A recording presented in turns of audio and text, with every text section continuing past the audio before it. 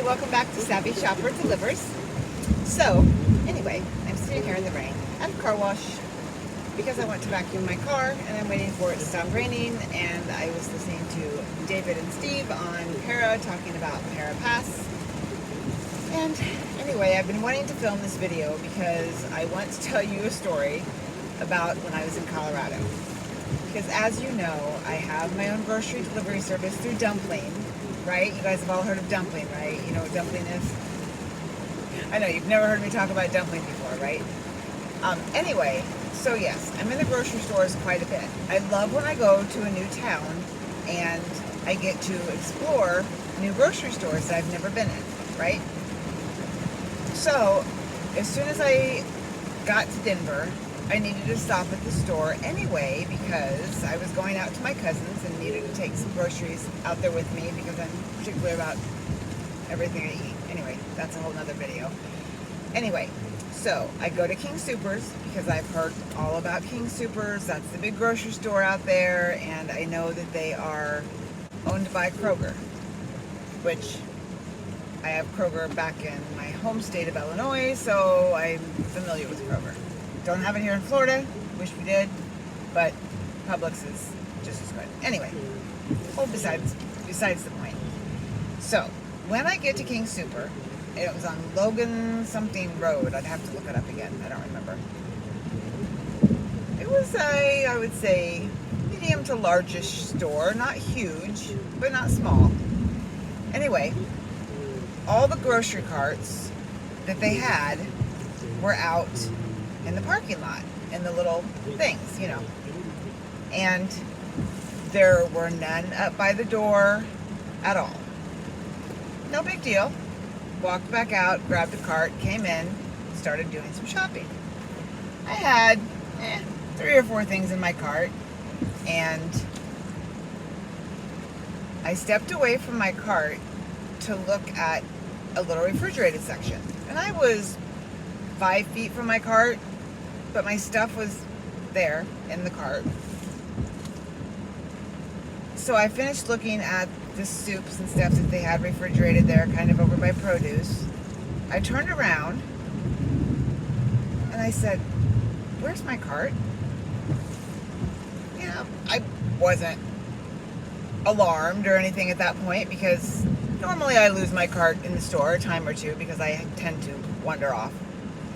Anyway, so I start looking around for it. And then I noticed that the stuff I had in my cart is now sitting over by the salad. Somebody had taken my cart. I'm like, somebody took my cart? It was very obvious that it was my cart or someone's cart. So I went up to the employee and I said, "Somebody stole my grocery cart." And she goes, "Oh, that happens like every day." She said they're just too lazy to go back in the parking lot and get their own, so they just take somebody else's. I said, "With my stuff in it and everything, they just take it?" She goes, "Oh yeah, happens every day. It's normal." I'm like, what is up with these Colorado people stealing my cart? I've never ever in 54 years had anybody steal my cart 5 feet from me in a grocery store.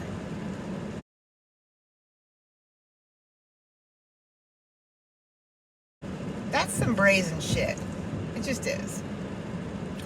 Anyway, that was my first welcome to Denver and our weird grocery stores. So then I go to check out after I wander around and have a very good time checking everything out. And I guess I wasn't aware that in Colorado you have to buy your bags like you do in most other places at Aldi. I know there are some other states that you have to buy bags. Sorry, I should have turned that down earlier. I know Kim, Side Money Plants, has mentioned that New Jersey has that. You have to pay for your plastic bags there or they can't use them or something. But anyway, so I got up there and it asked me how many bags I wanted. And I'm like, this is a Kroger. Why am I paying for bags? So then the lady had to tell me that it was a Colorado thing. So that was different too. Not that I mind. What is it, a few cents a bag or some stupid shit? I don't know. So that was interesting. So then my second trip to the grocery store was more towards the end of the weekend, and I go down the street to Safeway, and that's where I bought Zach his big bottle of oxygen that he really enjoyed the entire weekend. Yeah, we got one of those big cans of oxygen. I don't know if you ever saw those around during COVID time. That's when I saw them last. And I hadn't seen them in the stores at all since COVID. But it was funny because I'd been thinking about it, because they say that when you're in the mountains, if you have altitude sickness, that if you take oxygen, that it supposedly helps your oxygen sickness.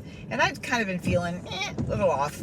So I thought, we'll try this. You know, I talked to the pharmacist, and they're like, oh yeah, it really works great, blah, blah, blah.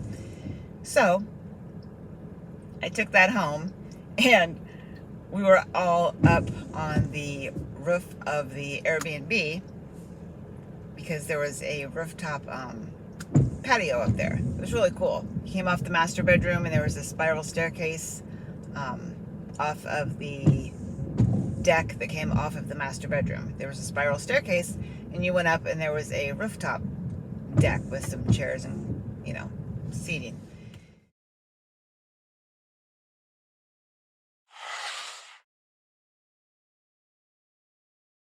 So anyway, it was me and Zach and Kim and David and Steve and Sergio, and we were just up there hanging out, shooting the shit. So I brought that can of oxygen back from the store, and I gave it to Zach to try, because he was the one that was brave enough to try it first. Like, I don't know what we thought it was going to do.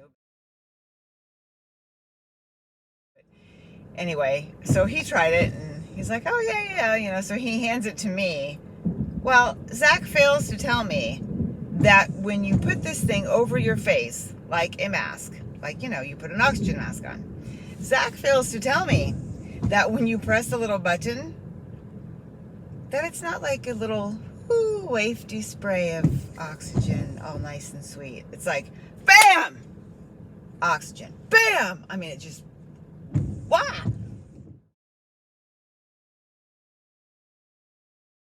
Thanks for the warning, Zach.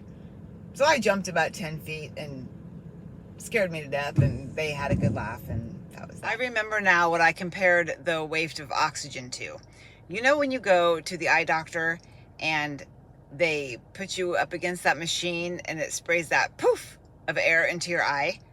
That's what it was like, but into your mouth and stronger. So that's what it was like. Yeah, it's joyful. Anyway, that's not even what I was talking about. So I'm at Safeway, and I'm shopping, and I'm in the back of the store, you know, the aisles going this way, like, you know, where the butcher aisle is and all that. So all of a sudden I see the butcher, like, he's heading down, you know, he was on a mission, heading down the aisle, and he goes, hey, don't you think you need to pay for that? And I look around, and then I see him, he's yelling at the guy that's like at the end of the aisle. And so then I was kind of like looking at something else, you know, trying not to be nosy. And then I see him marching back up the aisle, and he's got like 2 big packages of meat in his hand. And I said, did that guy just like stick that meat in his pants? He says, yep. Like, wow. Interesting, Colorado. The other thing that I was thinking about when that happened was, anytime I have worked any retail job, they always instruct you, do not stop a shoplifter. They say it's very dangerous for you, and you are not to stop a shoplifter under any circumstances. So, I guess the Colorado people are also braver than the rest of us. I don't know. I thought it was funny. I wondered if the store has rules against that or not. Interesting. But hey, the guy got his meat back. So then I went and I checked out. Forgot I had to buy bags, so I was surprised all over again, like it was the first time I'd ever had to do that. and went home, and that's the end of my grocery stories. But I just thought it was a little weird that, you know, my first hour in Denver, somebody steals my grocery cart right from me. And then the next store I go into, somebody's sticking meat in their pants. So, I don't know. Is that normal behavior for Denver, Colorado, and the grocery stores there? I just want to know. Because if you live in Colorado and you want to start your own grocery delivery business with Dumpling, I think you better be prepared. Hold on to your cart. Anyway, that's all I have for tonight. I just wanted to share that story. I thought it was fun. And it is now stopped raining, and the car wash closes in 15 minutes. So I'm going to get off here and vacuum my car. So I'll see y'all later. And by the way, I know I've been talking about my booklet that I've been writing and been getting email addresses to send it to you guys. Don't think that I have forgotten you. I have not forgotten you. I am still writing the last chapter. As you can tell, I am way more wordy than I usually intend to be. So it is now at 56 pages. I thought I was going to stop at 50, but this chapter is a little more involved, and it's going to hit 60 for sure. So anyway, well, more content for you, but it is coming. I was working on it this morning. I will continue to work on it, and I promise, well, I don't want to promise, but I think I will have it out within the week. All right, everybody have a good night. I hope that you're out there making a lot of money, and that's it. Oh, please don't forget to like and subscribe. See y'all later. And while I have you here, I need to point out my lovely air freshener that I have here, courtesy of Moves. I'm sure as a gig worker, you guys know all about Moves. They provided us with these, and I love their saying, gig work is real work. So check out the app, Moves. See y'all later. So then I sat through that whole storm at the car wash thinking when it was done raining that I could vacuum my car. So I get out and they had shut all of the vacuums off. Thanks.